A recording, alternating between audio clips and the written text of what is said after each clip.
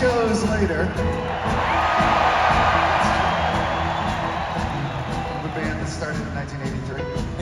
And we're all still here together. So many memories. Udder balls and raccoons and olive loaves and dream piles and hot dog vendors and whales and dolphins and tea kettles and umbrellas and the vibration of life.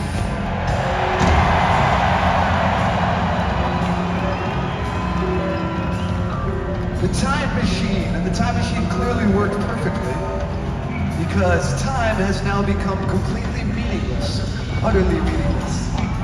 We live in one long, undulating moment, and in our collective vision we can see apparitions, like right over there, a mean old man living on the outskirts of town, in a rundown shack, and over there, his mangy dog, Harpua. And spread out below him, it's the suburban sprawl. There's a house, there's a window, and everything's all perfectly in sync. The fireflies are blinking their little lights in sync.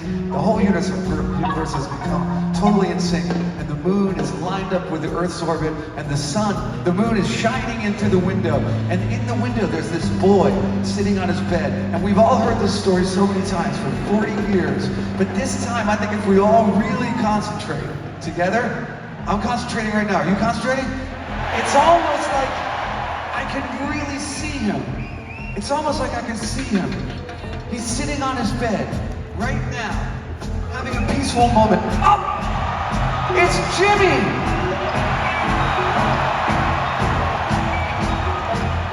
And he's petting his beautiful cat. Help me out here. Poster Nutbag!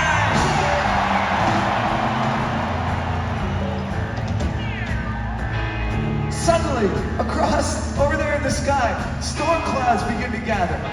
Jimmy's pinning his off. The old man is over there in your mind's eye. Harpoon runs out into the storm. Poster Nutbag gets scared. He leaps out the window.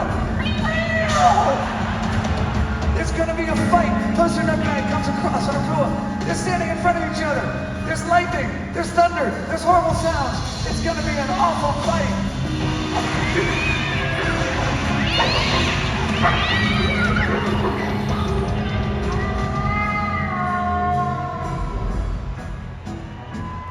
Look! The storm's gone!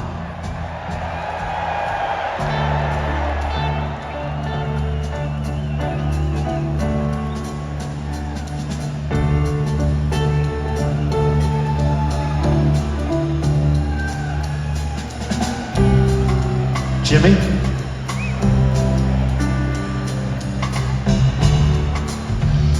Yes, Dad? Jimmy, I have some bad news.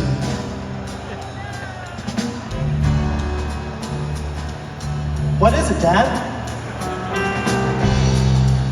It's about your cat, Poster. You mean Poster Nutbag?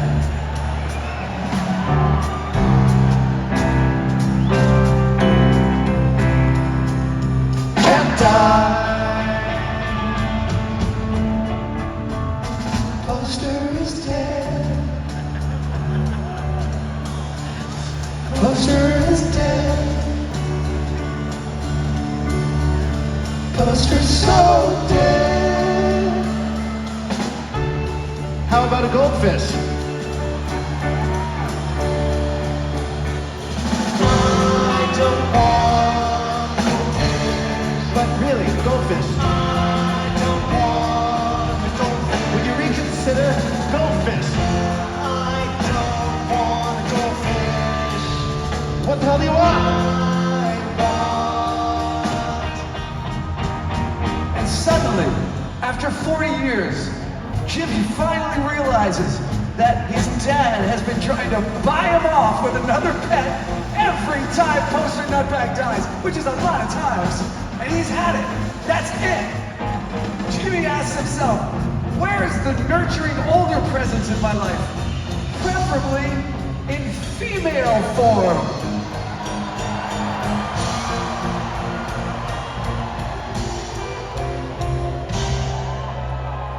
beloved actress Annie Golden, what are you doing here? Grandma! That's right! I'm Jimmy's grandma! Someone has to comfort the boy after 40 fucking years!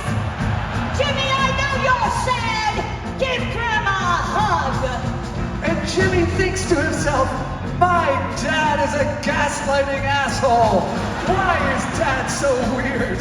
Why is this town so weird? Jimmy, I know you've lived in this strange and incredible place your whole life, but there's a shit ton about this town you don't know. Yeah, Grandma, for example, like the fact that the guy who owns Harpua is the same guy who gave Esther the doll. That is correct, Paige! Or the fact that your granddaughter, Jimmy's cousin Reba, you gave a ladle to because you thought she had an interest in cooking, but then she started to make fake meat in the bathtub. That's right, Johnny! Reba! And I also know that years ago, this dude, Colonel Forbin, showed up and tried to save this place by getting the helping-friendly book back from the evil king who stole it. But that's not the whole story, Mike! I'm confused. Hey, Jimmy, maybe this will help.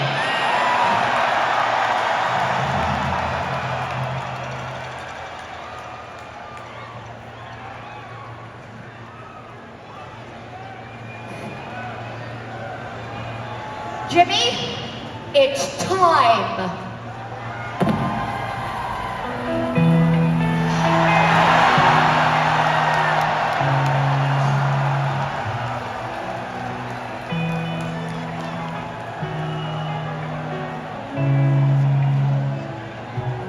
It's New Year's Eve, and I can't let you ring in another New Year without knowing the real story of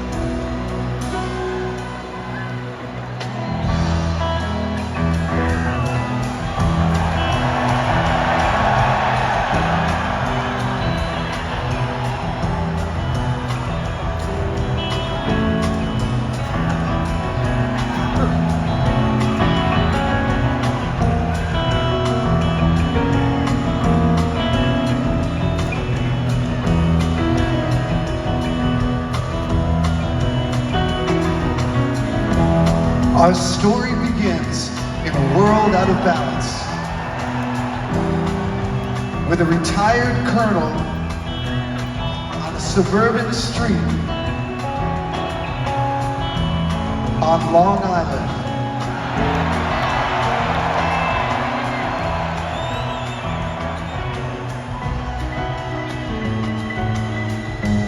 Colonel Forbin looked square in the mirror and dragged the blade across his cold cream skin, and thought again about the door. At first he had tried to ignore it, but he soon found that it was impossible. So on this morning, Colonel Forbin stepped through the door.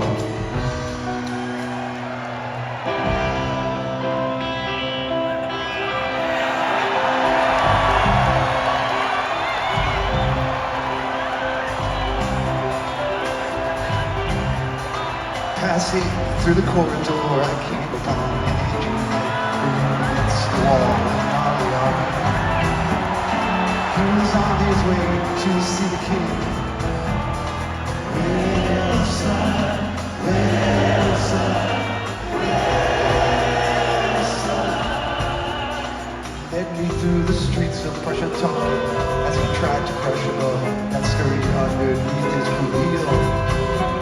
He said there was a place where we should go. So he led me through the forest to the edge of a lagoon by which we wandered till we reached a bubbly stream. The night grew very quiet as we stood there. He lifted up his visor and he turned to me. He said, I come from the land of darkness. He said, I come from the land of doom. He said, I come from the land of demons, from the land of the big balloon. But I never ever go in back there, and I couldn't get my try. Cause I come from the land of lizards, and the lizards they have died. And the lizards they have died. And the lizards they have died. And the lizards they have died.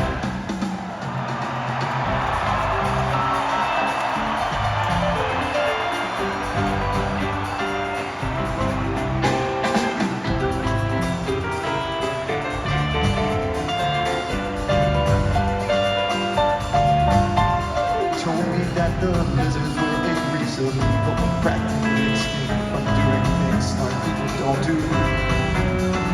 He said he was once a lizard too.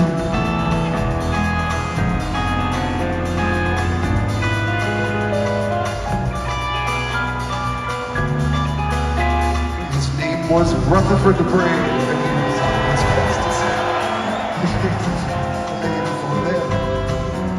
Their clumsy end was perilously near. The lizards would be saved, he said, if they could be enlightened by the writings of the helping friendly book. No pressure only one existed, and Wilson had declared that any person who possessed it was a crook. Said I come from the land of darkness, said I come from the land of doom, said I come from the land of Gamehenge, from the land of the big balloon. But I never ever go back there, and I couldn't give my try. Cause I come from the land of lizards, and the lizards they have died. And the lizards they have died. And the lizards they have died. And the lizards they have died.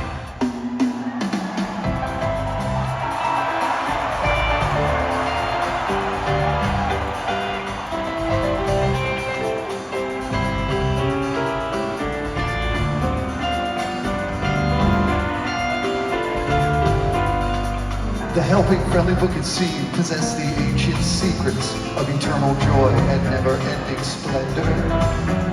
The trick was to surrender to the flow.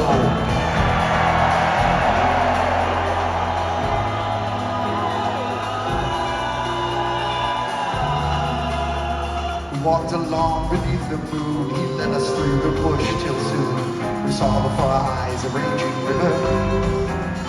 He said we can swim it if we try.